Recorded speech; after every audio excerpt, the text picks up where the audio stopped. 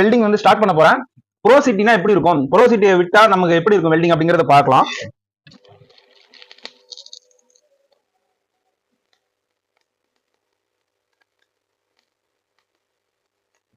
இது வந்து பாத்தீங்கன்னா ஒரு 6mm பிளேட். இந்த 6mm பிளேட்டை வெல்டிங் பண்ணி ப்ரோசிட்டினா என்ன, ப்ளவ் ஹோல்ஸ் விடுறதுனா என்ன அப்படிங்கறத வந்து நம்ம உங்களுக்கு காட்டணுங்கிறதுக்காகவே வெல்டிங் பண்ணிருக்கோம். இப்போ உங்களுக்கு தெரியுது, இந்த இடத்துல இருந்து நம்ம இப்போ வெல்டிங் பண்ணிட்டே வந்திருக்கோம். வெல்டிங் பண்ணிட்டு வரும்போது இங்க வந்து பாத்தீங்கன்னா உங்களுக்கு தெரியுது சின்ன சின்ன ஹோல்ஸ் வந்திருக்கு பாத்தீங்களா.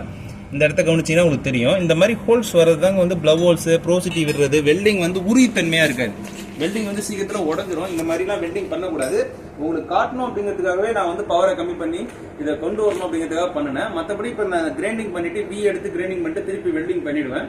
ஸோ இந்த மாதிரியான பிரச்சனைகள் வரதுக்கு காரணம் என்னன்னா, வெல்டிங் ராடோட பவரை வந்து நம்ம சரியா கன்சியூம் பண்ணி வைக்காததுதான். இப்போ என் கையில இருக்கிறது வந்து பாத்தீங்கன்னா 3.15ல 6013 ராடு.